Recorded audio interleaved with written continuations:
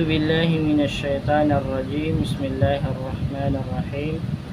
Assalamualaikum warahmatullahi wabarakatuh. Mga kapatid sa pananampalatayang Islam, magandang hapon sa ating lahat.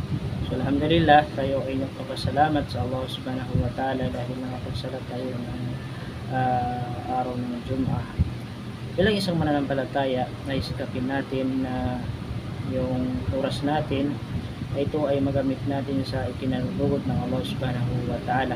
Kahit nasaan tayo man ay nasa lugar ng mga Muslim o lugar na hindi mga mananampalataya, ay huwag natin kalimutan yung mga obligado na dapat natin gawin bilang isang Muslim, mga kapatid sa pananampalatayang Islam, dahil tayo ay nilikha ng Allah subhanahu wa ta'ala dito sa mundo para sambahin ang mag-iisang Panginoon na si Allah subhanahu wa ta'ala.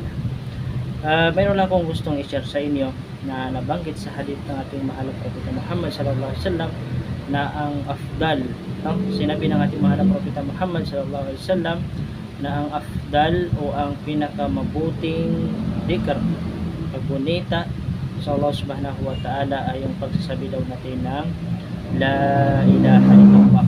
Sabi na la ilaha illallah ay walang Diyos na karapat-dapat na sasambahin maliban lamang sa Allah subhanahu wa ta'ala. Wa afdalu at ang pinakamabuting dua, sabi ng ating mahal na Propeta Muhammad sallallahu alaihi wasallam, ay yung pagsasabi natin ng alhamdulillah. Ang lahat ng papuri ay para lamang sa Allah subhanahu wa ta'ala. Yan daw yung mabuting dhikr at mabuting dua, sabi ng ating mahal na Propeta Muhammad sallallahu alaihi wasallam. Kaya mga kapatid sa pananampalatayang Islam, paramihin natin yung pagsasabi natin ng kalima la ilaha illallah, la ilaha illallah, mga kapatid sa pananampalatayang Islam.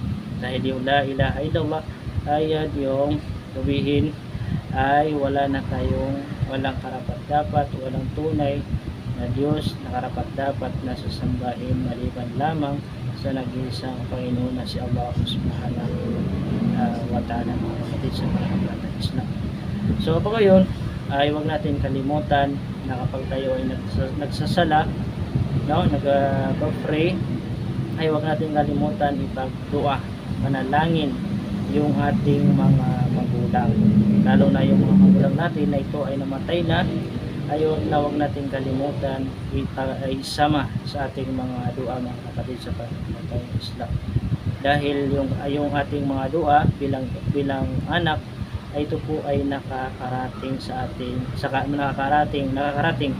mga magulang natin na namatay na, So bilang isang anak ay sikapin natin na i-dua natin, may panalangin natin yung mga magulang natin na iligtas sila ng Allah subhanahu wa ta'ala sa mga kaparusahan sa kubur, at sila ay makapasok ng paraiso. Allahumma amin. Assalamualaikum warahmatullahi wabarakatuh.